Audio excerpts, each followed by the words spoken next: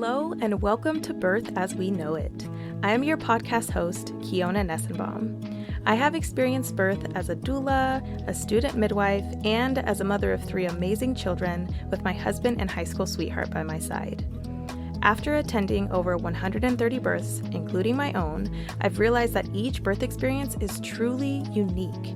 So make sure you subscribe and join me every week as we are guided through many different birth experiences through the lens of the storyteller. Please be aware that some of the stories can be triggering to hear, so feel free to pause, take a breath, and come back and listen whenever you're ready. With that said, let's prep ourselves to dive deep and get detailed about what really happens in the birth space. As a reminder, this podcast is intended for educational purposes only and has no intention of giving or replacing any medical advice. All advice that is given on the podcast is from the personal experiences of the storytellers. All medical or health-related questions should be directed to your licensed provider. Before we dive into this episode, I want to share another podcast review with you. This review was written by MW2014NG. It is titled, So Beautiful, with a rating of 5 stars. It says, amazing interviews and beautiful stories. I can't wait for more episodes. Thank you so much for leaving this review, MW2014NG. It means a lot to hear from those that are listening what they feel about the podcast. I truly believe that leaving reviews is one of the only ways that we can be connected as a community on this virtual platform. So if you're listening now, please leave a review. I would love to hear how this podcast is impacting you. And follow the podcast on Instagram at Birth as We Know It Podcast. All right, let's dive into the episode. Hello, everybody, and welcome back to the Birth as We Know It podcast. I am super excited and have a ton of positive energy coming from Athena Estelle today. Athena is a full-time physical therapist, and she works in inpatient rehab, and we are going to be talking about the birth of her 3-year-old daughter, Cecilia, who was born at the height of COVID. So there's going to be some details of COVID in there and how that impacted her pregnancy and birth. And Athena is also the host and writer/author of her blog/podcast called Delivered, Finding Victory After Postpartum Depression. And we will get more into how and why she created that. So welcome, Athena. Hey, Kiana. Thank you so much for having me. I'm so excited. Yes, I am super excited to be here with you today, and I'm super excited to hear more about your story, especially since you have an emphasis on postpartum and what that looked like for you. But of course, before we dive too deep into that, let's go ahead and have you tell us a little bit about yourself and who's in your family. Okay. So I met my husband in PT school. We met in the same graduate class. And then we were married a year later in 2014. I had our daughter in June of 2020, and her name is Cecilia, and she is now a little bit over 3. I love that so much. And like I told you pre-recording, Cecilia is just such a classic name, and I love it so much. I love it. Thank you. Yes. So before we dive into your actual pregnancy, labor, and birth, tell us a little bit about your conception journey. Okay.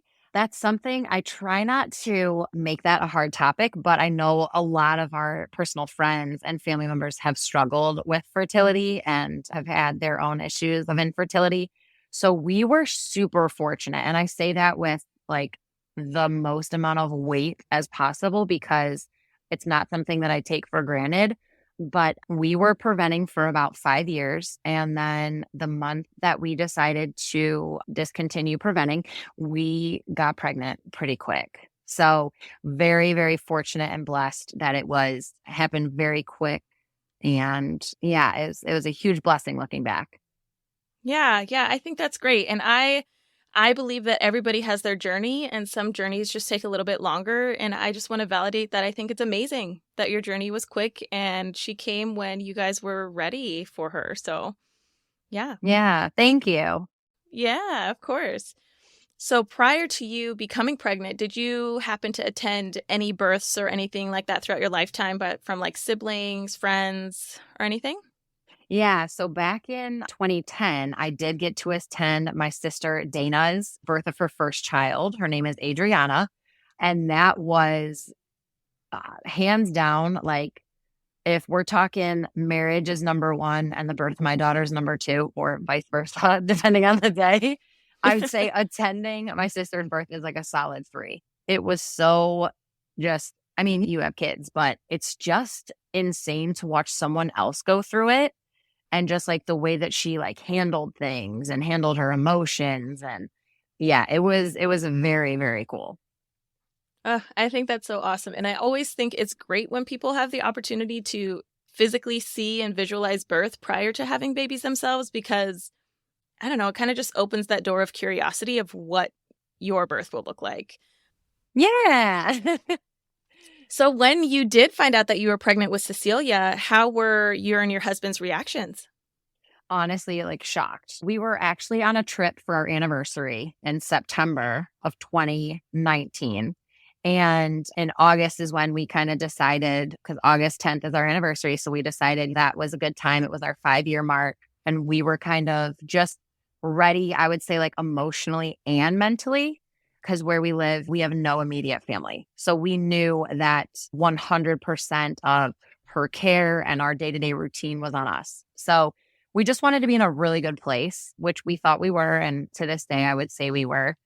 And then we were on a trip in September and I came home and I was thinking, I should have got my period on that trip.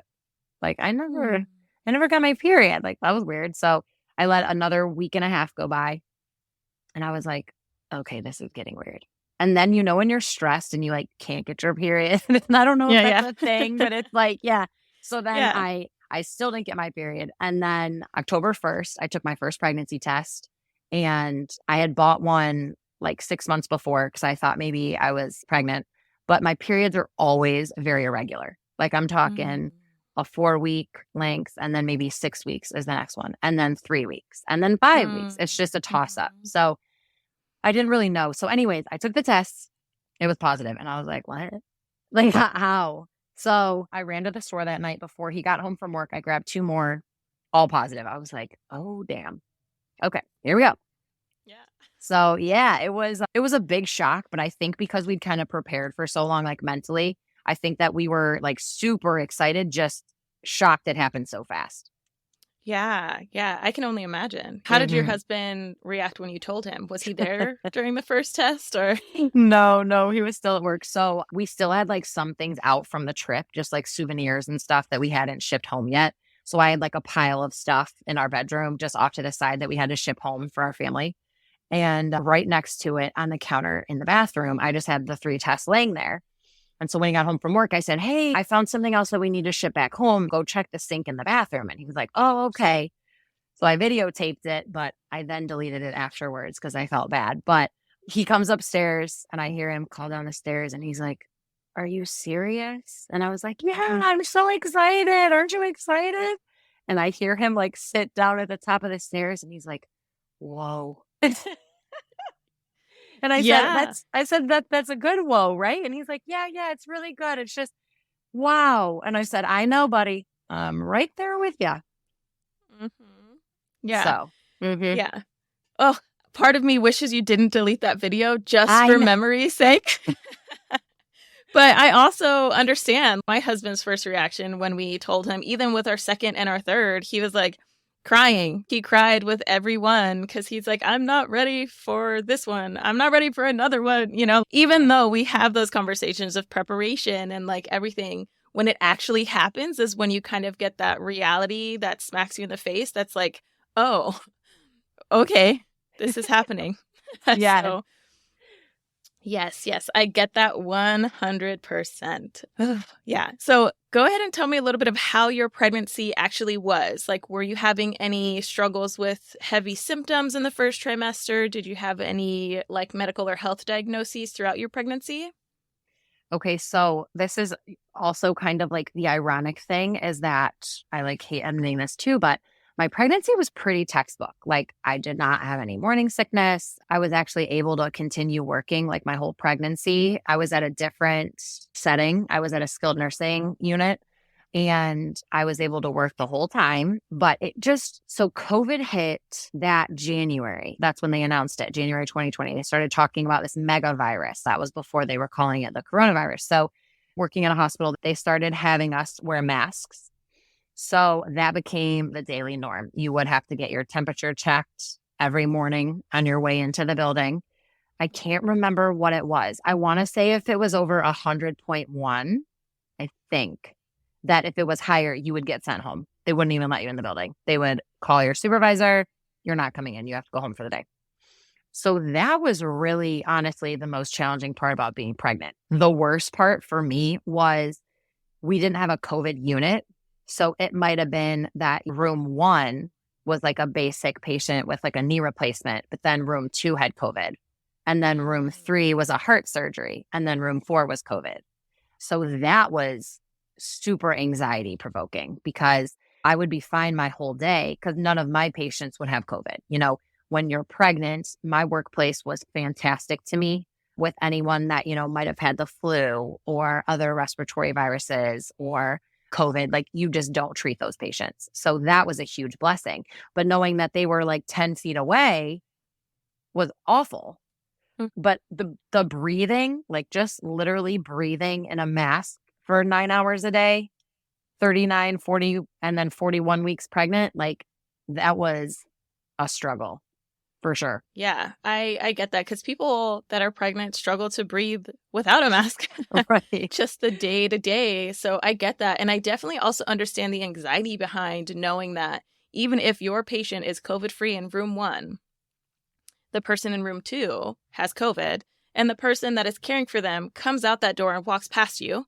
And us also knowing that it's like an airborne virus, like how much can you really prevent it from getting to you within that 10 feet of difference? Right. Even though it's a 6-foot protocol, but this person in this room has this. So yeah, I understand that anxiety for sure. So how did your workplace require you to get vaccines when they came out? Or was that something that was not mandated at your So location? It was not mandated in the beginning. And I think that was before it became the series of 3 vaccines. So at the time we had choice. And then they announced that the larger hospitals, like the bigger ones here in Jacksonville, which I won't name, but they were making it mandatory. So being that it was such a new vaccine and that I was already 6-7 months pregnant, I just decided at that time that I was not going to get the vaccine. Yeah, and I totally understand that. I think that that's a good decision to make because I also found out that I was pregnant with my third when the vaccines first started coming out. And I was like, I don't know how I feel about this. This is new. It's scary because there's no research done. They don't even know if pregnant people if there's going to be an effect on the baby or anything like that. So I 100% understand that decision. Yeah, it was interesting, but we made it. Yeah, we're on the other side, or so we think. Right. Yeah, so throughout your pregnancy, with being around in that workplace, did you find yourself coming home with lots of anxiety throughout your pregnancy as well? Like, did you bring that anxiety from the workplace to your home? Or were you kind of like, when I get home, I kind of have this time of decompress in order to prepare for the next day? It was kind of a little bit of both, to be honest. I think when it first came out, so I had her in June and it really like, quote unquote, like came out in March, right? So right. I think around that time, it was kind of still like so new, so many unknowns. But then when you're obviously working in a hospital, you're seeing these people firsthand, and then you're watching the news and seeing a bunch of young people start dying. That definitely gave me anxiety, but I think I got in such a good routine of like the crazy days when you would, at least for me, I'd get home, change in the garage, everything comes off, throw on my robe, run up the stairs, get in the shower, wash my hair, do everything every single day, which is so annoying and monotonous. But, I think it brought me a little bit of peace during that time. So I'm grateful for that. But yeah, I mean, I think the anxiety was like a baseline issue the whole second half of the pregnancy, for sure. Yeah, that makes a ton of sense. And I can relate to that whole garage, taking off clothes in the garage, because my husband works in a hospital. He's not a doctor. He's a telehealth technician, so a communication technician that works on all of the technical stuff with like, yeah, he's that. I don't know his language, but he does that. And so basically saying he would work in the hospital and he would be having to run wire for COVID units. And he would having to like be all dressed up and stuff. And of course, with it being the height of the pandemic, we're like, you need to like do all the things. You need to change your clothes. You need to run upstairs, take a shower, like sanitize the knobs after you touch them, like everything. Mm-hmm. So I understand that for sure. That was definitely a thing in our household as well. Mm-hmm. Yeah. Yeah. So as we move further into your pregnancy, we're getting near the end. Was there anything throughout your pregnancy that you were able to access in order to prepare for childbirth and the ending days of your pregnancy? Yeah. So we went to a really efficient hospital class just for expecting parents. That was the one thing that was not canceled during COVID, which was a huge blessing. It was in a big like conference room at the hospital where I delivered. And there was probably 6 or 7 couples, and they had us at tables, but very far apart. We got to watch a couple videos of a couple different births. And then the nurse that instructed the course, she took us through like different positions that you could try, like if you're starting to feel contractions, how to keep things moving as long as you can, a bunch of different tips that I thought were helpful. So that was fantastic that we still got to attend that. And then I have a couple friends back home in Ohio that are pelvic health physical therapists. So they kind of gave me some basic like exercises and then breathing activities to do, like when I was getting into pre-labor and labor. So those were things that I kind of had in the back pocket. And then I did make a bunch of note cards just on index cards about when you're in this position, try this. When you're doing this, try this. And then I did write multiple Bible verses down on those cards, just so when I got to the point where I was in the bed getting ready to give birth, I could kind of roll through those cards and just remember the things that I'd been preparing for, because I knew in the moment your mind's going to be a million places. Yeah. Yeah. And I love that you did that. I love that you took the initiative and put in the effort to actually write those note cards for yourself, because it's different than, even though affirmation cards that are pre-made are great, the cards you made for yourself were very personalized. Like you got to decide what to put on them. You know what would be said or what verse would work for you and make you feel a certain way to get you through to that next push or that next contraction in your labor. So I think that that's super awesome. Oh, thanks. Yeah. I also love that you utilize the resources that you had with your friends that are physical therapists, but specifically for the pelvic floor or pelvic health. I think that's amazing because not many people think of that. Even though your pelvic floor is what is holding up all that baby weight. So it is impacted regardless of which way your birth happens. So I guess a random question is, as a physical therapist yourself, would you recommend pelvic floor therapy for people, all people that carry babies, or would you say only people that are experiencing specific symptoms? Oh, that's such a good question. So I think my pelvic floor friends would say everybody. And I agree with that, because I just think that if you can control your pelvic floor, then you know what pushing during a contraction should feel like. Like when you get to be pushing, I think when you learn how to control that musculature, it teaches your nervous system and those muscles how to contract and perform their best function in those moments. So yeah, I mean, I definitely think it can be beneficial. Yeah. And so you're saying it would be beneficial both during the pregnancy and postpartum as well, just for the healing aspect? Absolutely. Yeah. I think I still have to do some more work postpartum as far as the pelvic floor. And I just think it kind of ebbs and flows with time. So like personally, like prenatal, I did some of those things on my own just because it was the height of COVID. I really didn't want to go to another practitioner in office. So my friends from home kind of helped me virtually. And now postpartum, I have gone to a woman for the pelvic floor. But I think it's something that you could always use almost like a tune-up, because I think, it just depends. Like for me, I didn't have any issues until my daughter was about 14 months when I really got back into running consistently. And then I kind of noticed like, ooh, I'm kind of leaking a little bit. Like that hasn't happened ever. So why is that resurfacing? So that's when I started to see her. And then I had taken over and continued the program on my own. And that's what I've been doing. But now to this day, even with a 3-year-old, my husband and I like to do those HIIT workouts, like the high intensity interval training. And I noticed like if we do anything plyometric, like the box jumps or like the jump squats or sometimes even burpees, I'm kind of like, oh, squeeze your cheeks. Yeah. So Yes. it's just, Yeah. yeah. So I think it's another one of those taboo topics. Like I just don't think it's talked about enough. Yeah. Yeah. I agree. I mean, and it's interesting because I didn't realize, I mean, I knew the importance of pelvic floor health and pelvic floor therapy, but even with being a birth worker, I haven't ever utilized those services. And I'm over here telling everybody like, yes, do it, do it, do it. And I have a 10, 6, and 2-year-old. So I'm like, it ain't too late. I got time.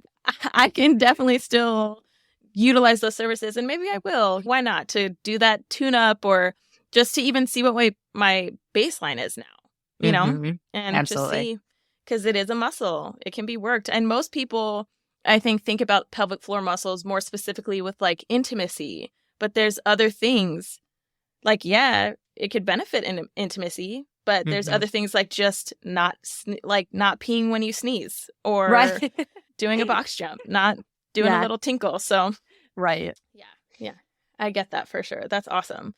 So let's go ahead and start diving into the birth of Cecilia. So tell me when you realized that you were in labor. Okay, I wish I knew that I was in labor. So I went in for my 40-week checkup, and I'll keep this as abbreviated as I can. So I went in for my 40-week.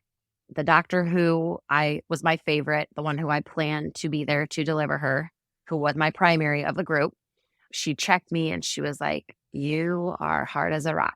Like your cervix is not even softened. And I was like, oh, great. What does that mean? And she was like, that means that nothing is happening. And I was like, okay, so am I dilated? And she's like, no. Oh, no. At 40 weeks. At 40 weeks. So I was like, I'm really ready. Like, I am a type A planner. Like, my friends know this about me. My coworkers know this about me. I was so ready to meet this baby. I was like super athletic, consistent runner, whatever. So she's like, I'll see you in a week if I don't see you before then. I said, okay.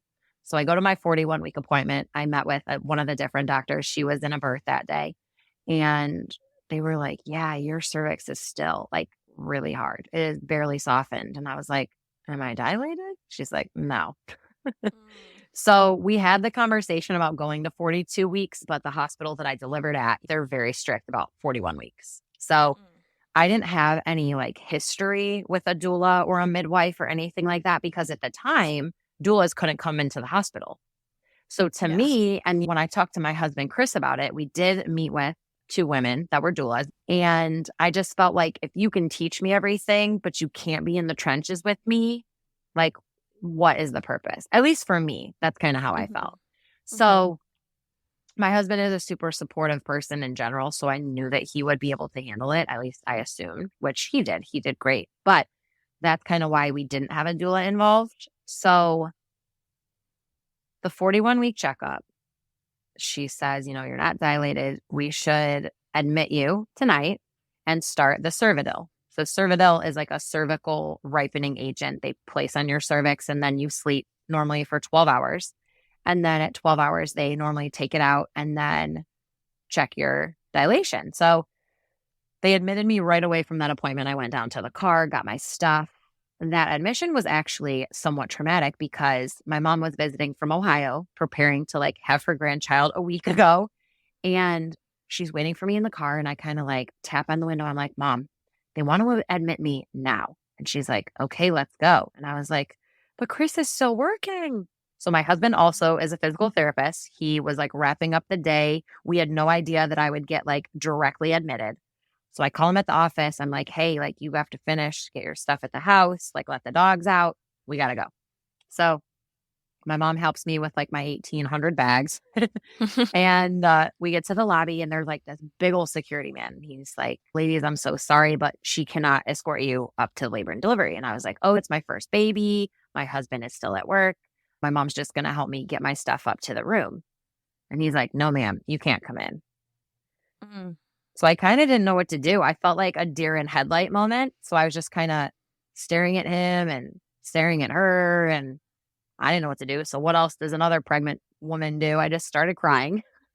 And Yeah. he was like, oh, no, no, no. I'm so sorry. And I was like, oh, don't be sorry. It's just policy because of COVID. And he's like, honey, I'm so sorry. He's like, I'll call a nurse. We'll get your stuff. I'm like, okay. So I hug my mom, and this nurse gets me up to the floor. That precious security guard, I guess, like let my mom leave and then followed her outside and said, I'm so sorry. It's just policy, which I thought was so nice. Yeah, that's super nice. So, yeah. So they walk me up to the unit, and it's like 7 p.m. They start my IV.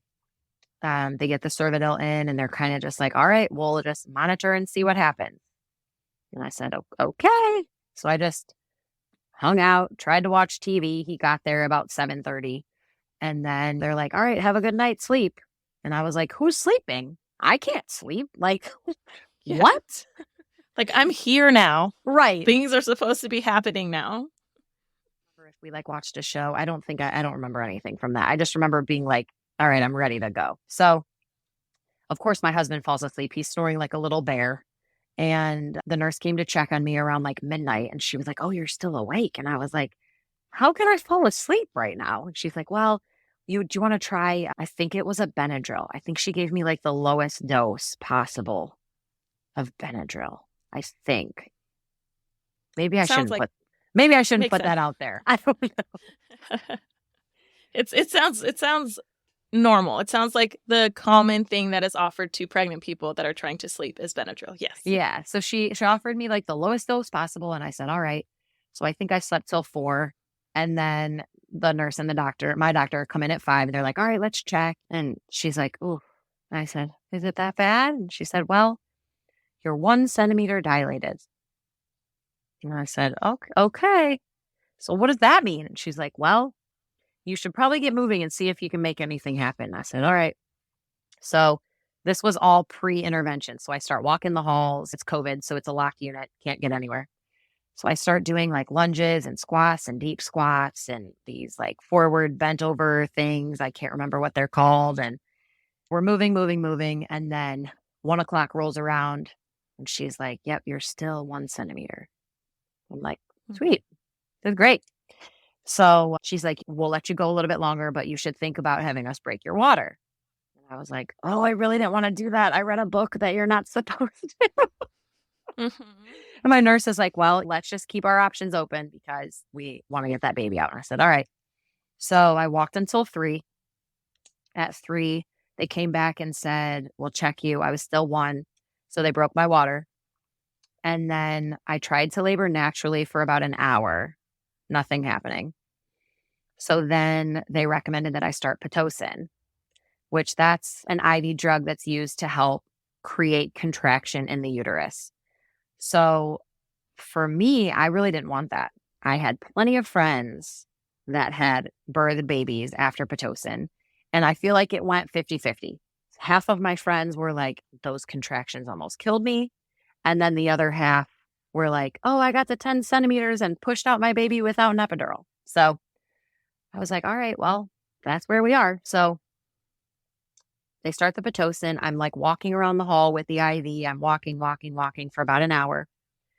And then the pain just got like so unbearable. Like I felt like my back was just going to like snap in half, which I know obviously anatomically cannot happen, but just like the cramping and like the uncomfortable feeling of it, I guess. Mm-hmm.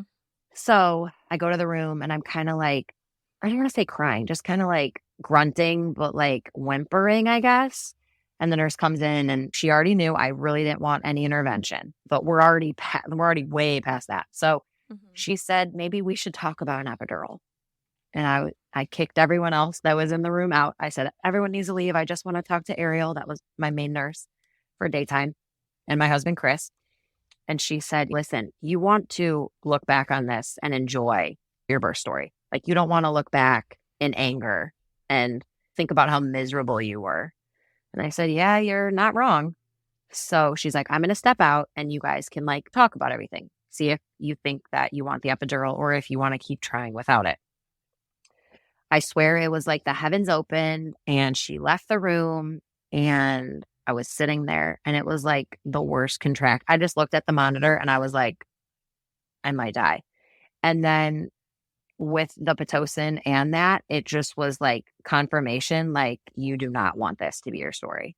So I had a really good cry. My poor husband, he calls it the Kim Kardashian cry, which, we all know what that looks like. Okay. Yeah. So he said, wow, you let out a good Kim K cry. And I said, listen, this is not what I wanted. Like, none of this was what I wanted. I didn't want COVID to be around when I was pregnant. I wanted to have my family here. Like, just so many emotions. So it just showed that the whole birth process is just so much out of your hands, right? So Yeah. I had a good cry, the Kim K cry. I hit the buzzer for her. She comes in. I'm like, yep, it's time.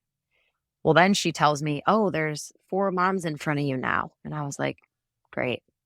Awesome. So I kneeled in kind of like a all fours posture for a while just to kind of get through some more contractions. And I finally got up to 3 centimeters, but he came around, I think 5:40 with the epidural. And oh my God, it was like the best moment of my life. I was like, give me the juice. So he was lovely. I had no pain. I could still feel my right leg a little bit, like just the sensation of it. Like my left leg was numb. So like if I were laying on my back and had my feet flat on the bed with my knees in the air, the left leg would just flop to the side. Like it was a goner. But the right leg, I could still move in and out. I could still bend and straighten it. So that I was kind of thankful for it, to be honest. So I could actually like feel the pressure. So then around 6:30, I started really, really feeling it. They came in, they said, oh, we got to go. So my doctor comes in, they get her all dressed and all this stuff real fast. And then I pushed for 18 minutes. So I don't really know if that's good or bad. To me, I was just glad. Like, I was like, I don't even care. Like, I'm just ready. I'm so ready to hold this baby and know what it is because we didn't know the gender. So it was almost like, let's solve the mystery and like move forward, I guess. So it was really, really cool. My Dr. Keenan, she is like one of my favorite humans on this planet. She said to Chris, she said, do you want to announce the gender? And he goes, am I allowed?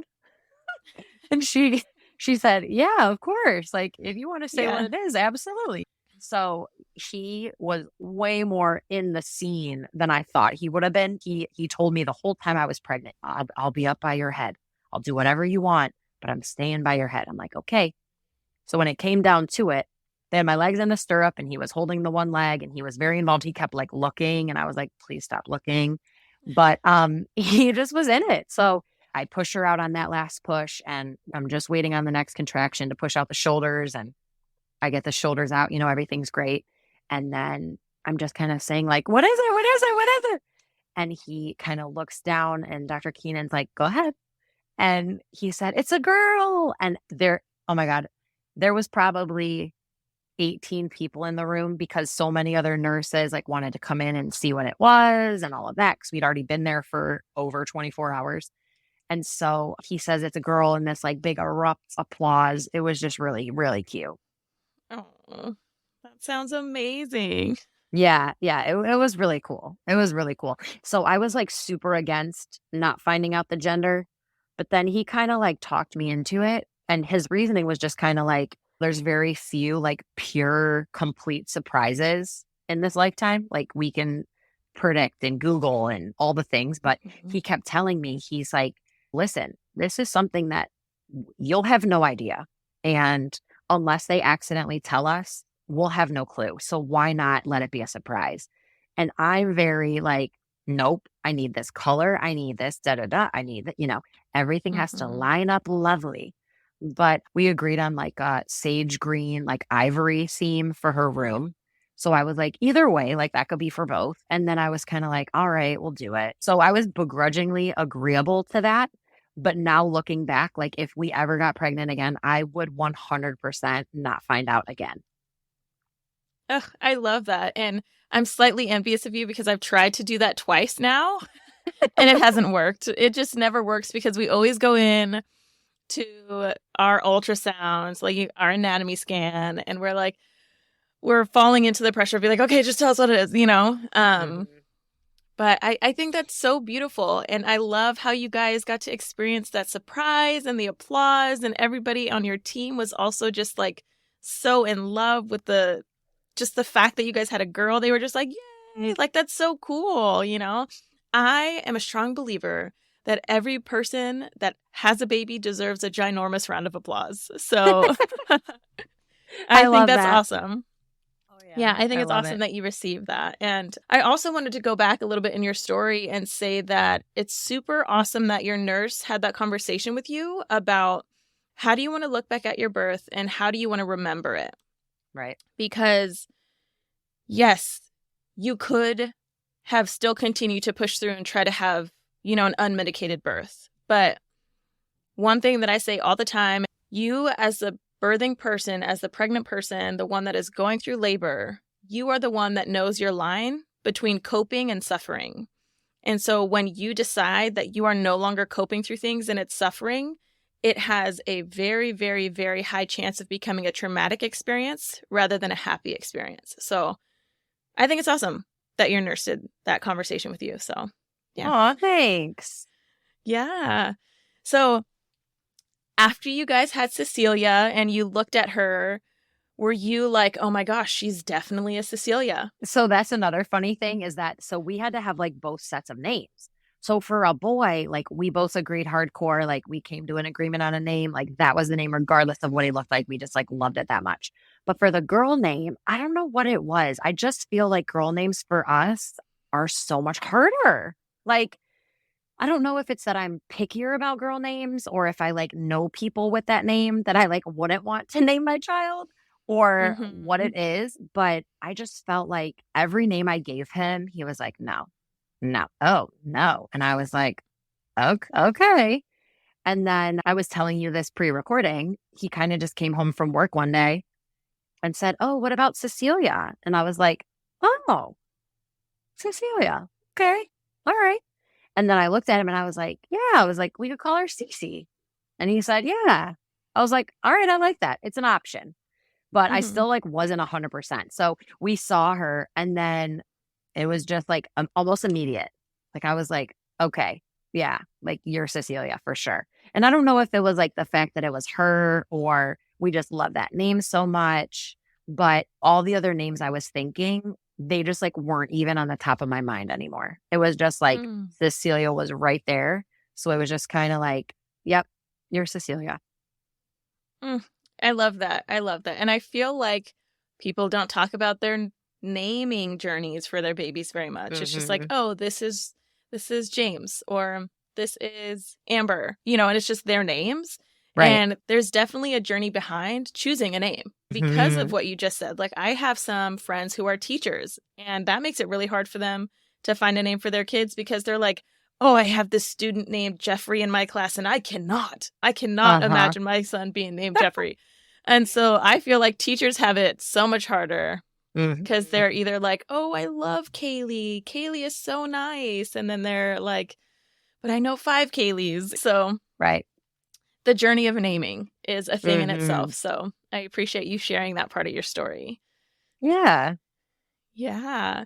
So now you have Cecilia in your arms, and you and Chris are there holding her and embracing being a family. How is your first few days postpartum?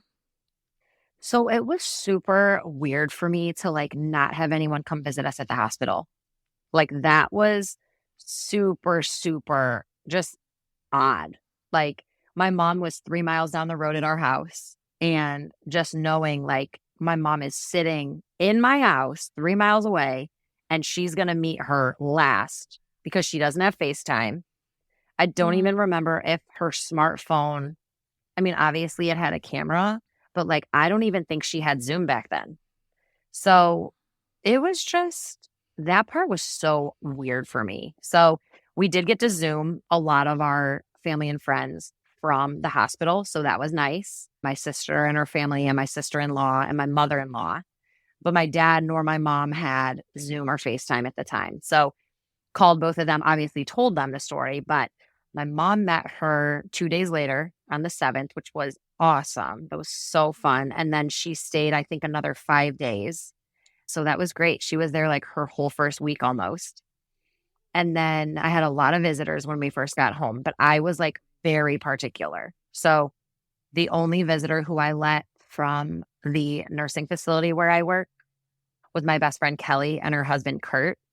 And that's just because we're just so crazy close. And I didn't want to put the baby at risk to meet too many people. So it was like I would have like one visitor a day, and that was it.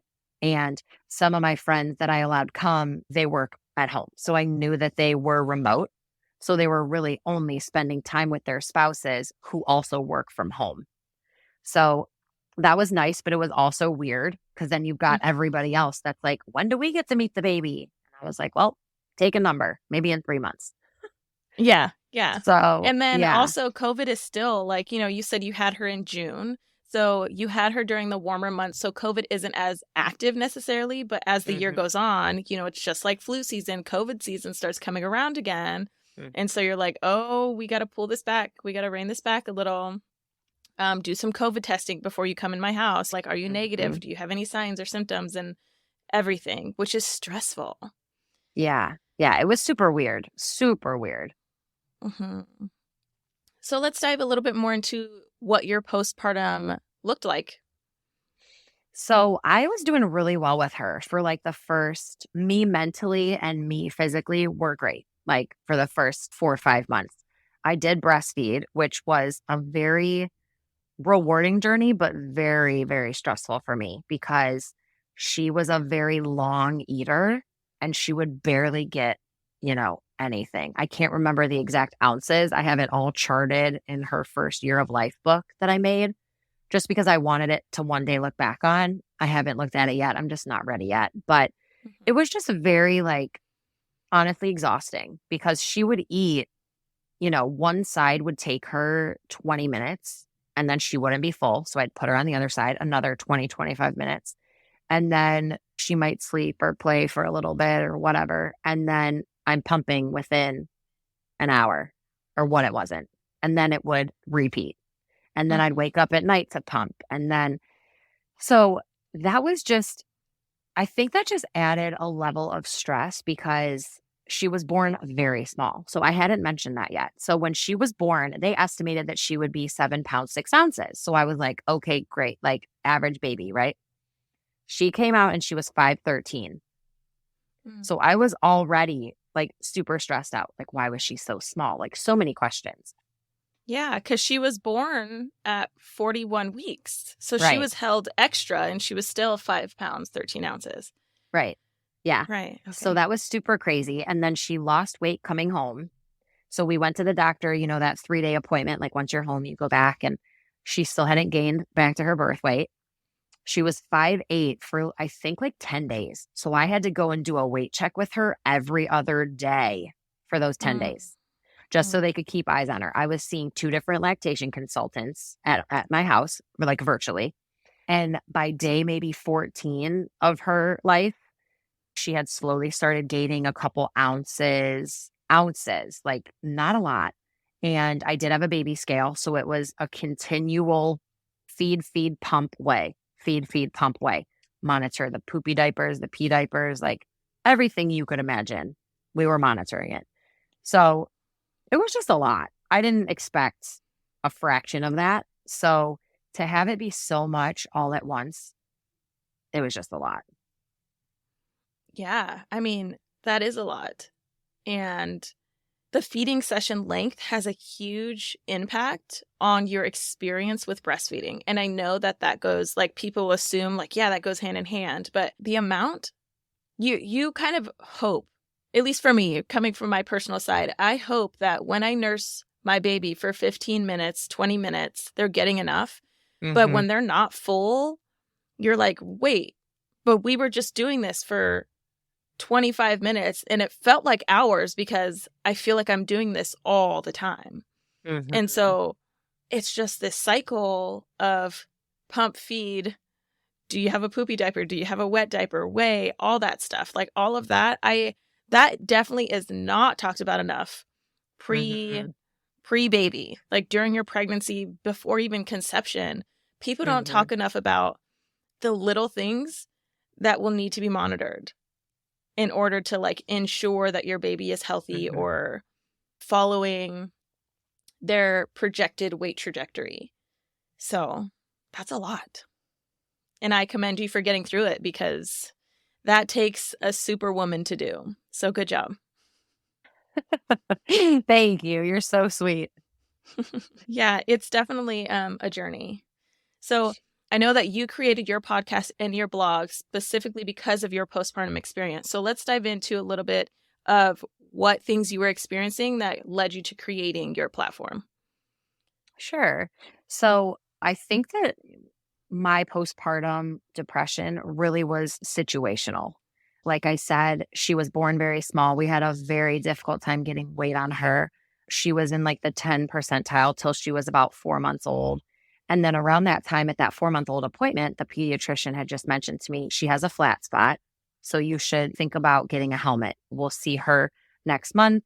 And if it's not any better at her 6th month, you probably need to get her fitted. And I was kind of taken aback, like, what are you talking about? And our doctor was wonderful. I still appreciate him to this day, but it was just something that I was not prepared for. You know, just another thing to kind of add to the stack, I guess, if you want to say it in that way, that I felt like was just kind of like, okay, what next? So he mentioned physical therapy, which as good physical therapy parents, we took her to a pediatric physical therapist. She did have torticollis. That's when your muscle that attaches from your collarbone to the base of your skull, it's called your sternocleidomastoid. So when that gets super tight, it can cause a rotation in the neck, where if you see those kids where their head's kind of cocked to the one side, it looks like their ear's closer to the same shoulder and the chin's pointing the other direction. That is a child that has torticollis. So if that's not treated, they keep growing and developing, and that muscle tightness remains. So what that can affect is your positioning, your spine. It can lead toward scoliosis. Like there's just so many different things that can come from that. So we went to physical therapy. We got all the stretches, the exercises. We carried through. I thought it was getting better. And then at her 6th month, it was kind of just affirmed like, nope, it did not work. You need to continue the therapy and we need to get her fitted for a helmet if that's what you choose. So that was just kind of like the straw that broke the camel's back, as they say. And it's finally a topic that I can like successfully talk about without crying, because I feel like for me, I didn't know anyone in my circle whose child ever had a helmet. And it's not the aesthetics. Like I could care less if she had to wear something to be different. Obviously, I'm a physical therapist. I do that for a living. So I work with people who wear braces, like leg braces. I work with amputees. I work with stroke patients. Like I'm used to adaptive equipment and things that make people different. Like that's fine. It had nothing to do with the aesthetics. It was just kind of like one more thing that I'm doing wrong as a new mom. So for me, it was kind of just like, great, another thing that I'm failing at. And now she has a flat head. So like any other type A mom, new mom, I went and got 3 opinions. And I just wanted to know beyond a shadow of a doubt, this is something that she medically needs. I wanted to make sure that I just got all the information that I wanted. So at the 3rd orthotist's office, I kind of was just talking to him about like, this is my insurance. This is what is covered by insurance. And it was not a money decision. That's not what held me back. It was more so, is it something that she truly needs? Like, is this flat spot going to be there for 5 months or for 50 years, you know? So when I went to the 3rd one, I kind of just asked him every question that I had, because it was just like the final thing. So he talked to me about all the different angles of the skull, and I won't get into all that. But what I was kind of telling him was, this is a very expensive helmet out of pocket, and my insurance only covers it if it's X amount of degrees. And he said, first thing out of his mouth was, have you gotten any other opinions? And I laughed and I said, you know, I have. And he said, well, what did they say? And I said, they both said it was 8 degrees. So the differentiation of the angles of the skull was 8 degrees. And, you know, it has to be this certain number for insurance to cover it. And so he put her on the little baby conveyor belt. They like strapped the little head in, and then They put them under and this little light beam goes over their forehead for like 3 seconds, maybe a little bit longer. And then they take them out and you pick them up. They're fine. They don't even cry. It's very fast. So I looked at him and I was like, sir, I really need it to be like this amount of degrees. So that way it would be covered. And he was like, honey, I'm so sorry. Like it is 8 degrees. And so that let out a good cry and some emotion. And he said, but this is what she needs. Like if it's yours and your husband's decision, but we show it's 8 degrees of differentiation, blah, blah, blah. So I get home, Chris gets home. We kind of talk about everything. Obviously we chose to do it. It was out of pocket, which sucked, but at least I knew that I was doing everything possible for the baby. So it was almost like a slight sense of peace, but like a huge sense of failure. So in between the time of that third appointment and getting fitted for the helmet, I just started getting like extreme anxiety, like could not eat, straight up insomnia. The third orthotic appointment was the 4th.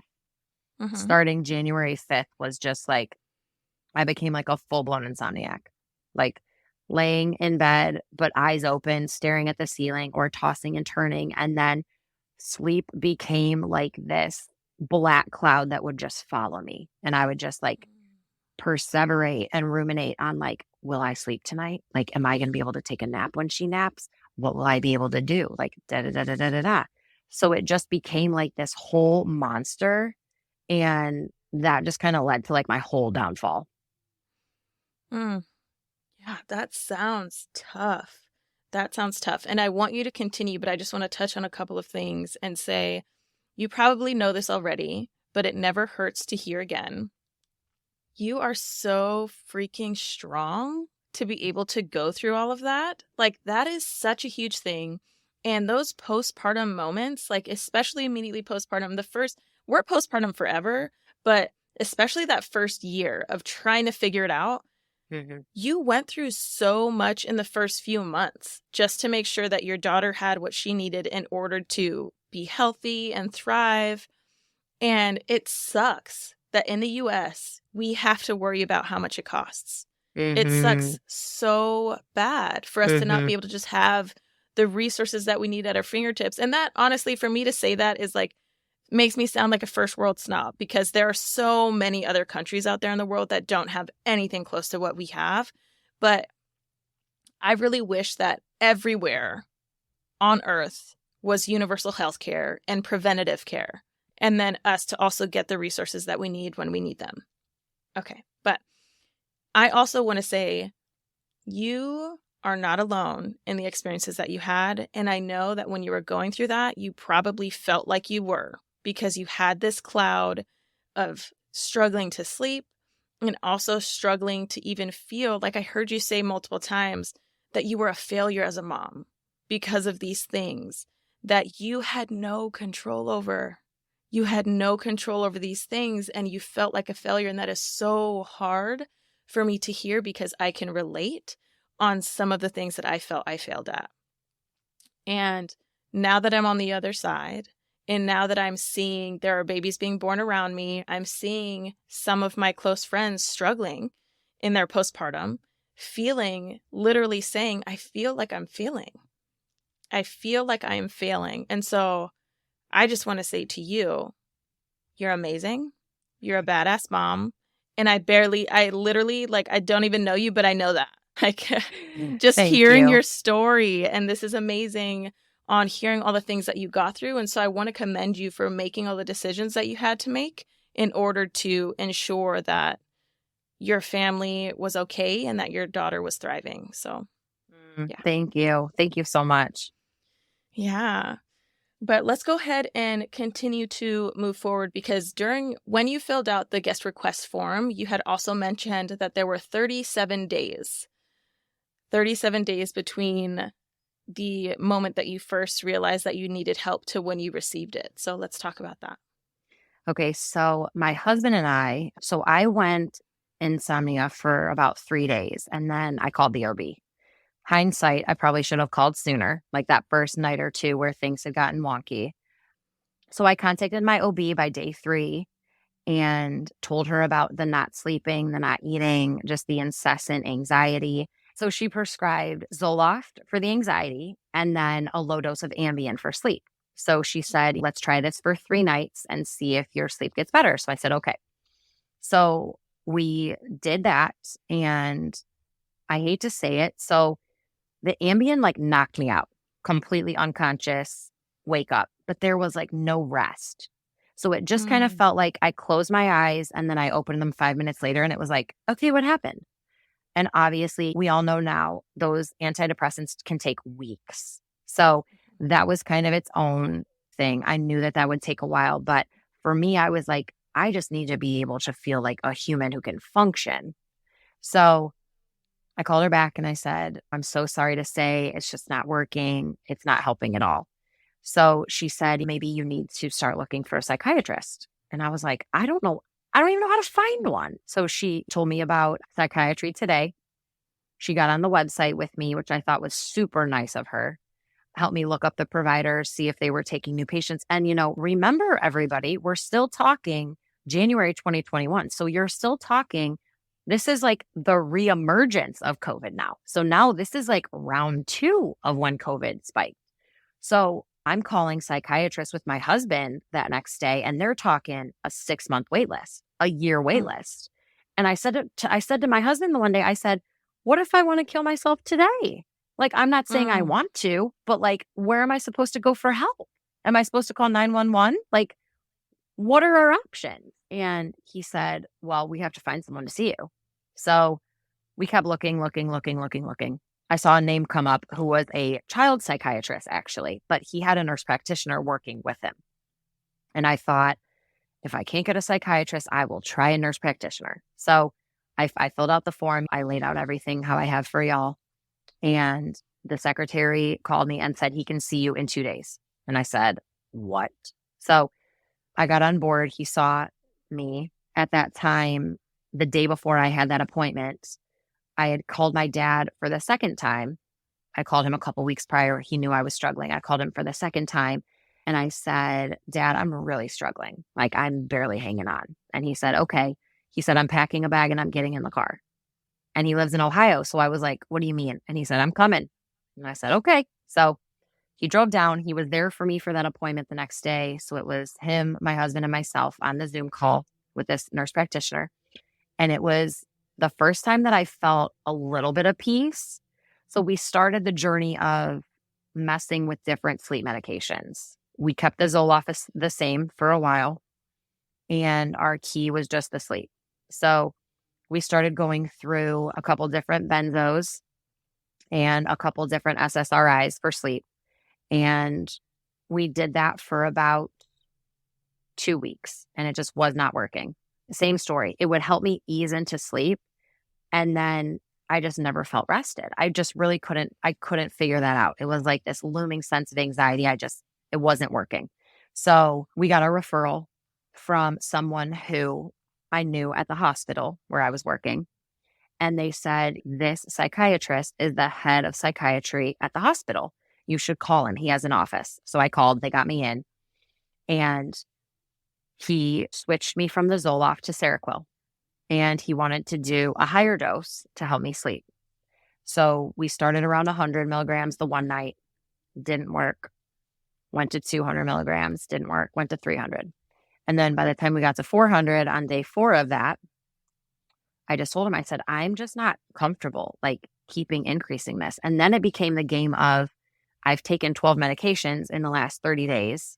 And you're talking to someone who takes a prenatal, that's it. So that was also a mind game. So at that point, I told him, I said, I'm so sorry, but I just don't feel comfortable taking this at home. And he said, well, if you can't follow the regimen at home, then you need to be admitted to the hospital so I can monitor you. So that was its own mind game, because the hospital that he was the psychiatrist for was the hospital that I worked at. So imagine thinking about going to the place where you work, all the nurses on all the floors, even in labor and delivery, and you're going to go there to be on the psych unit. I mean, that's what it is. It's like, it's a psychiatry specialized unit. And I fought that for about a week.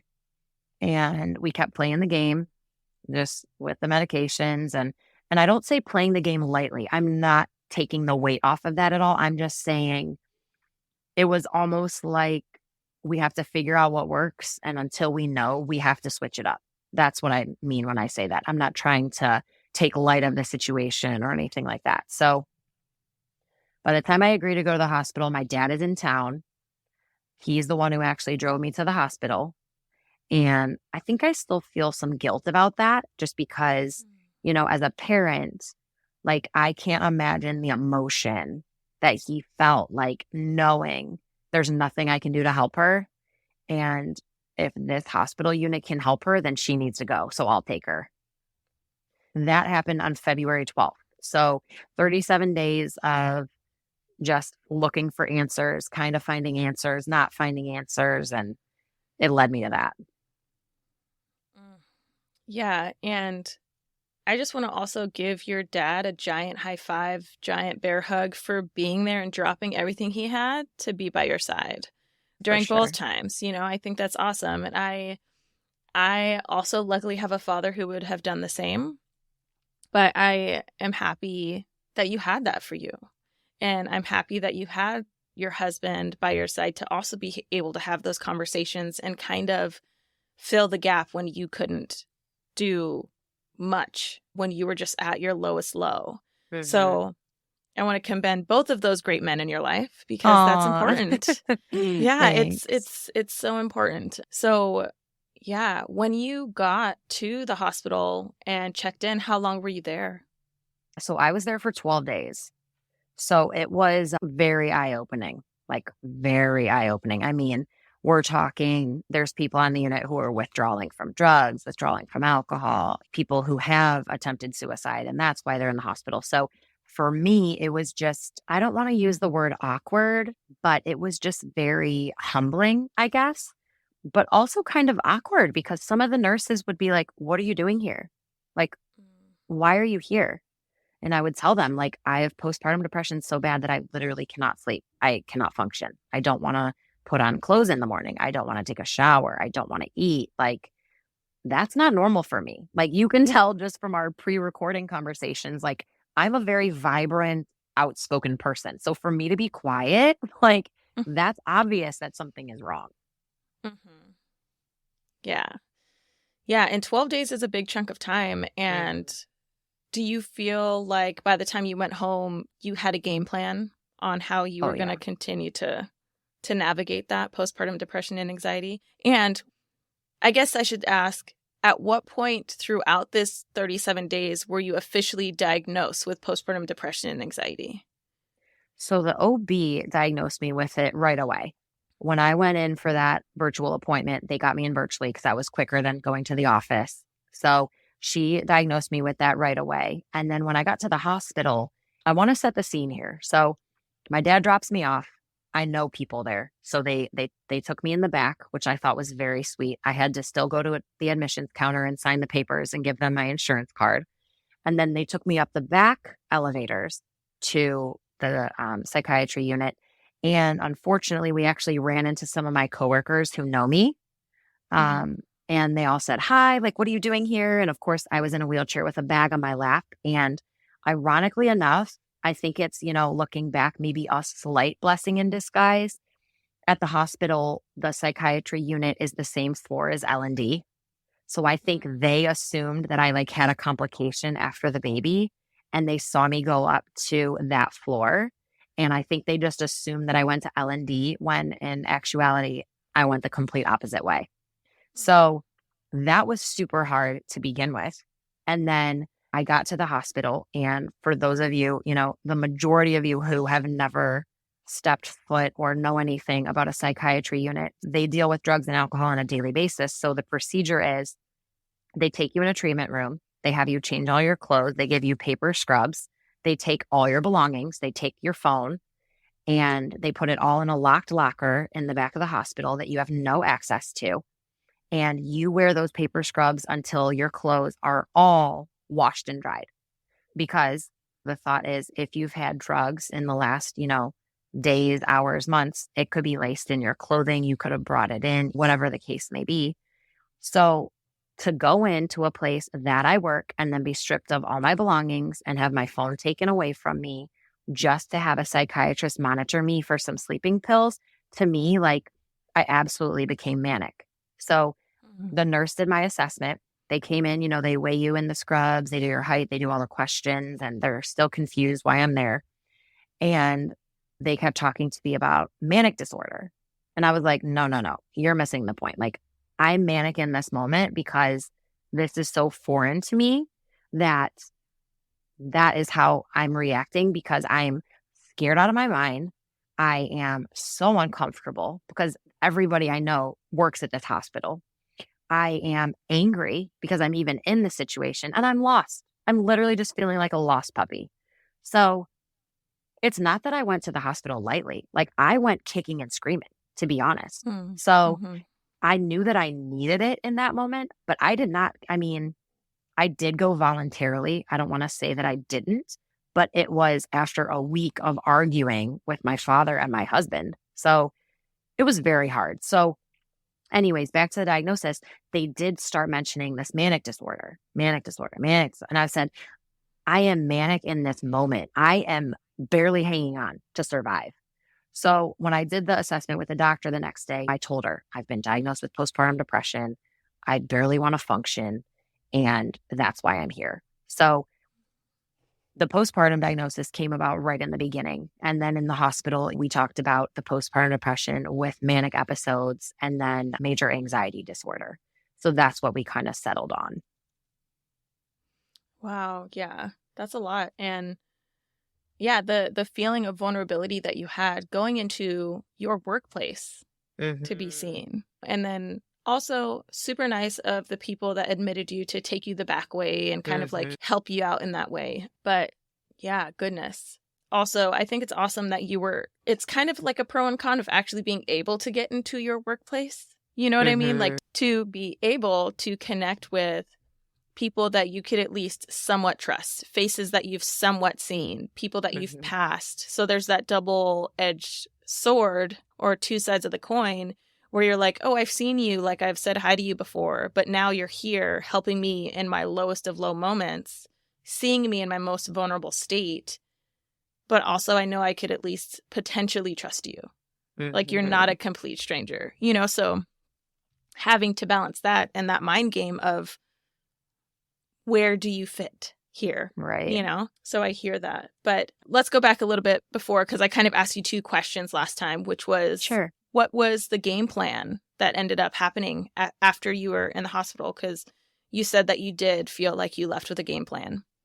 Yeah. So we kind of started with, they put me on some very heavy stabilizers, very heavy. So they did start me on lithium, a pretty high dose of lithium, and some Lamictal, which is actually a seizure medication, but in smaller doses and has been proven in research to help with depression. So they started me on both of those. They had me stay on the Seroquel, but not as high. I want to say it was around 200 milligrams. And then at night, they were giving me something for sleep. And I'm getting my medications confused in my brain, so I don't want to quote it wrong, but something for sleep at night. So I was on 4 steady medications. So when I was discharged, those are the medications that they wanted me to follow up with. I will agree with you, definite silver lining that it was my workplace, because so much good came from it. Now that I'm like looking back, something that I appreciate to this day was that our hospital chain has a outpatient mental health program. So it is like a day program. So when you get discharged from the psych unit, you have the option to go into this day program. And it is from 9 a.m. to 3 p.m., Monday to Friday. And it is group therapy and individual therapy.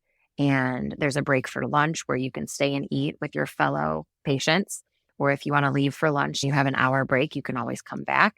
So that to me was the best thing to come out of there, because I knew I was not going back to work. I mean, I was slightly functioning for me, getting a couple hours of sleep at night, not as anxious that I could actually sit down and actually eat something without feeling sick, not anxious about what's the next day going to hold. Am I going to sleep tonight? Like, those thoughts were still there, but they weren't as cloudy over my judgment, I guess you could say.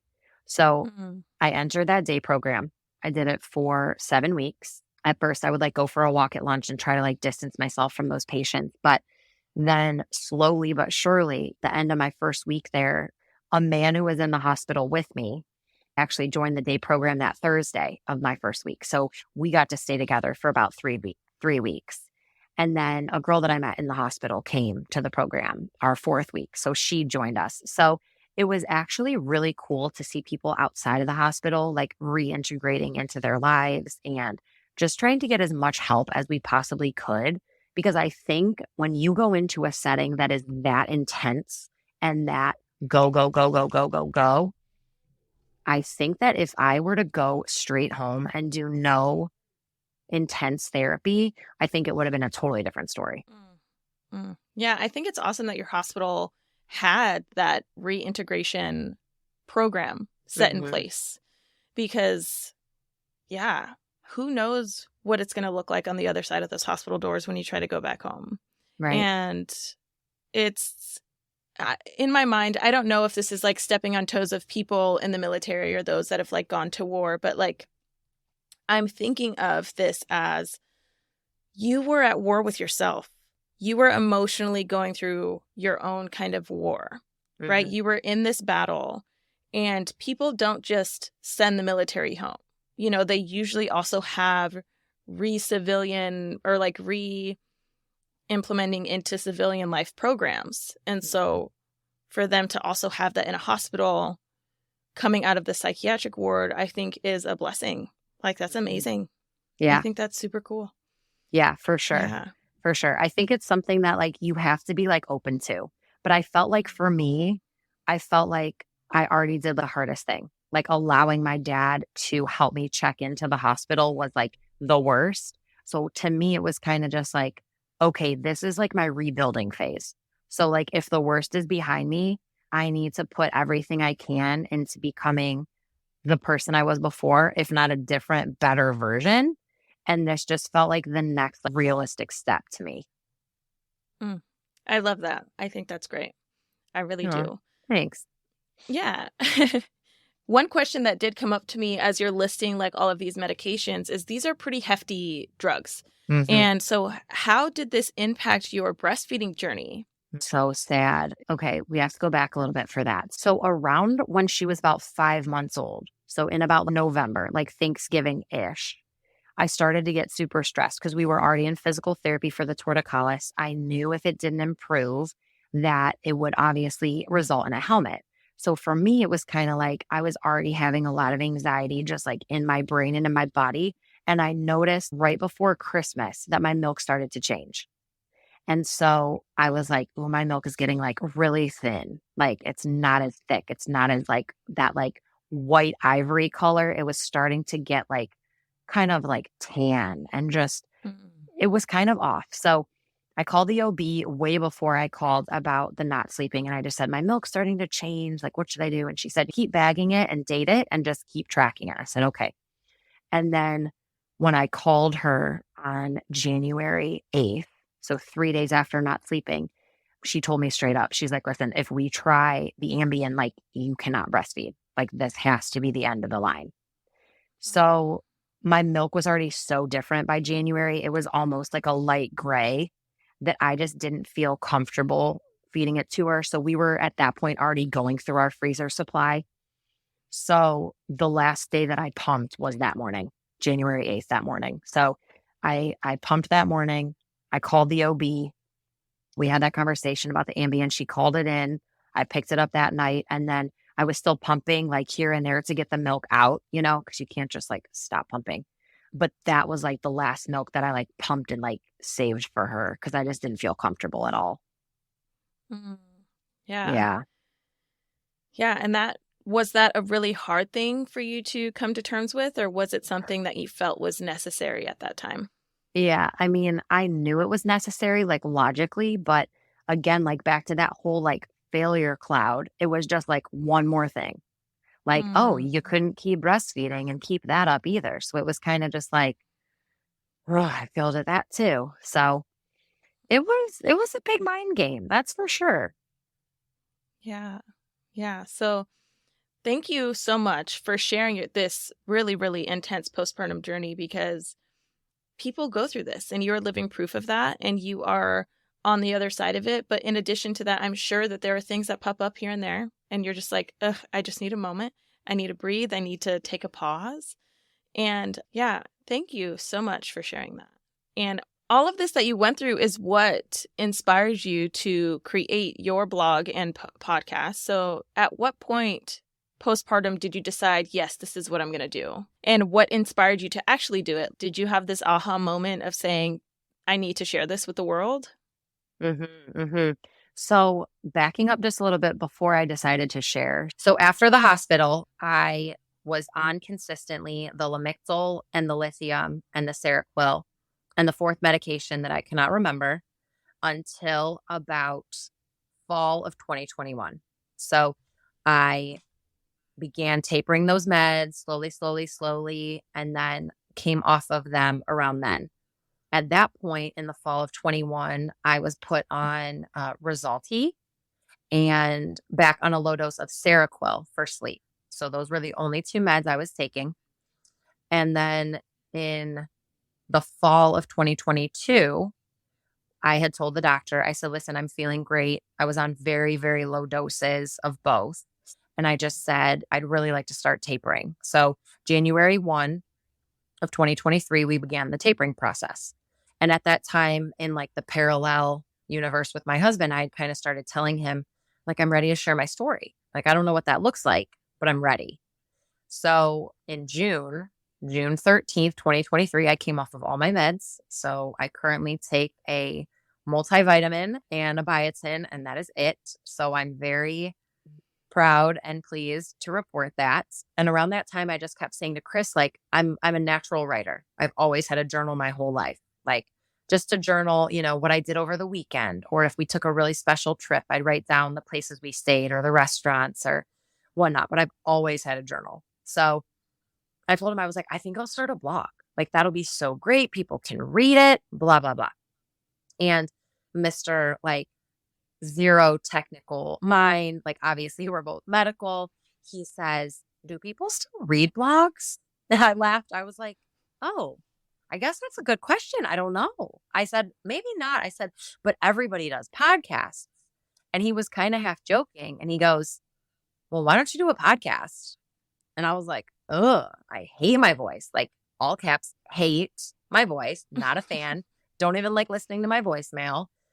So I was like, no, I don't think that's it. Well, I thought about it for a little while. And then July rolled around, and one of the pastors at our church, who was really involved with us when I was sick, and to this day, he's just like a great influence in our lives. He kept saying to me, like, week after week, like, what are you doing with that story, girl? You got to share that story. And I was like, okay, we will. So we taught a little bit at our church in a new parenting class and focused on postpartum, just kind of what it is, the basics, my story.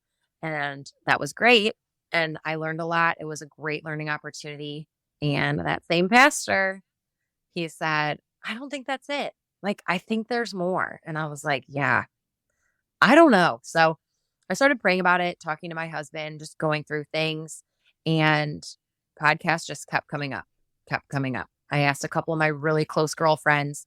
I was like, listen, this is going to sound crazy. Like, if I start a podcast, will you listen? And of course, they're like my best friends. So they're like, duh. And I said, fine.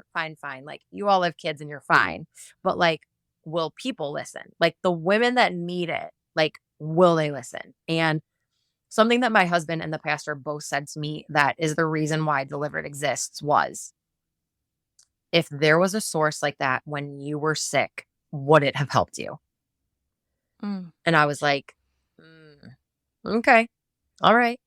Because back then I used to say all the time, I wish that there was just a website of support, like a network for women and and like, what can I do? And some of the research about postpartum until about 2020 was very antiquated. So for me, it would be like, read this article from 1998. And I was like, well, that was 20 years ago.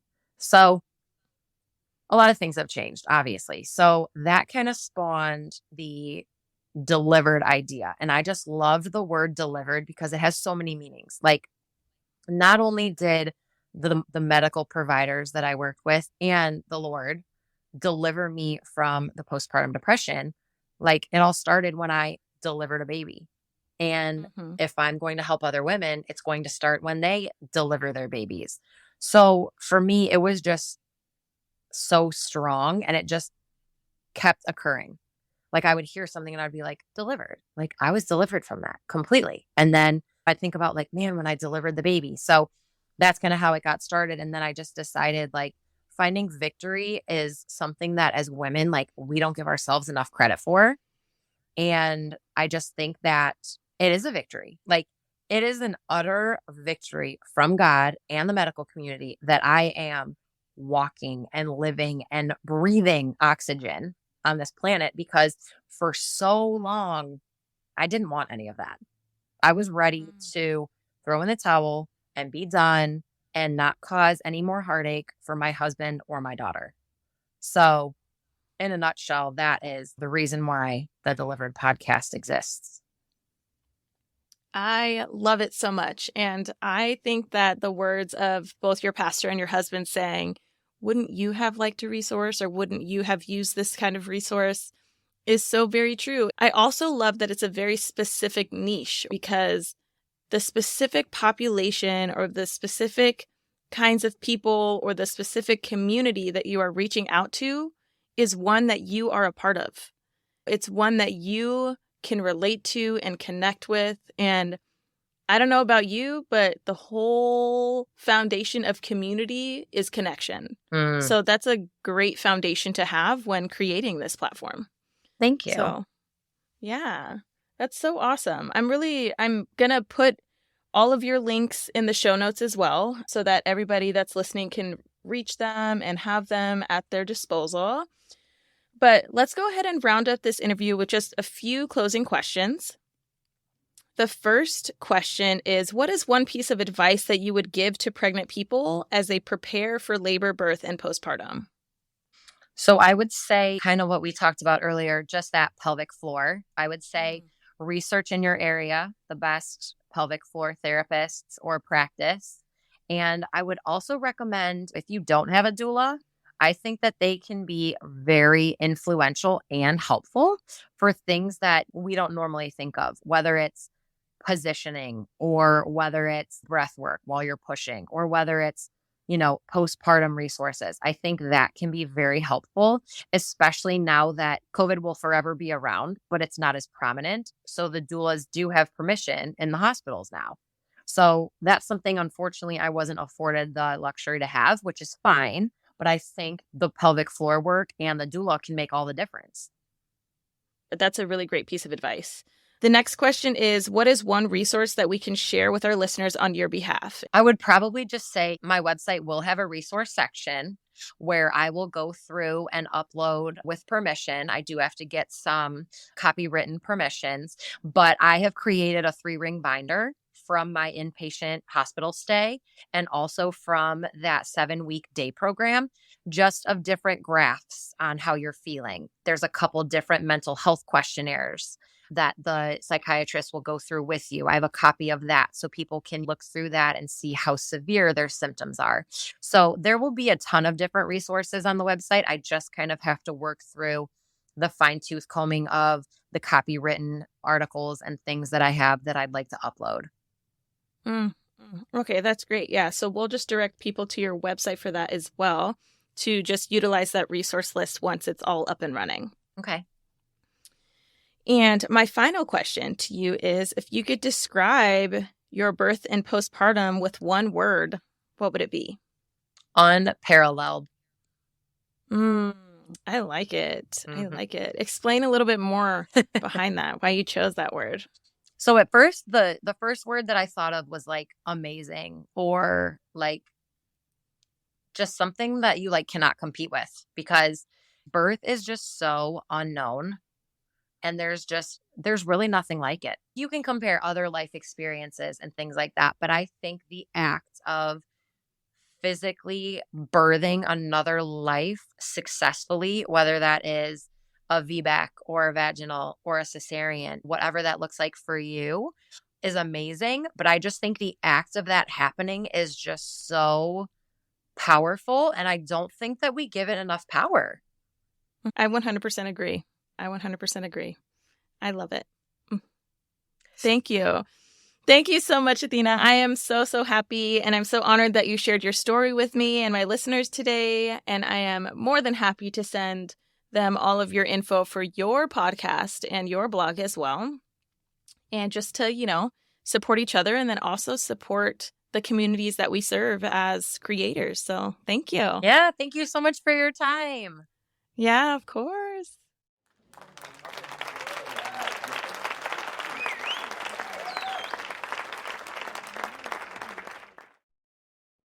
Interviewing Athena for this episode on her birth of Cecilia and her postpartum experience was truly amazing. She had such a positive vibe coming from her throughout the entire interview, and I am so honored that she was so vulnerable to share her entire story with us. Athena, thank you so much for telling us your story, and like I said in the episode, you are a badass and you are doing amazing. And I'm so excited to see where your podcast, Delivered, Finding Victory After Postpartum Depression, goes. And I look forward to listening to some of those episodes as well. Next week, I am super excited to be sharing another story with you. You will be hearing 3 very different birth experiences from Whitney Hardy. During her first pregnancy and birth, she had an unmedicated birth in the hospital and had to advocate really strongly to make that happen. She also experienced some obstetric violence and didn't really get to process it until after the fact. For her second birth, she had a dreamy home birth, and her third birth was precipitous, which means very, very fast, usually under 3 hours of labor. So tune in next week to hear all of the juicy details that Whitney has to share. And if you're still here, don't forget to leave a review or to find me on Instagram at Birth As We Know It Podcast. I would love to hear from you and learn how the podcast plays a role in your life. All right, bye for now.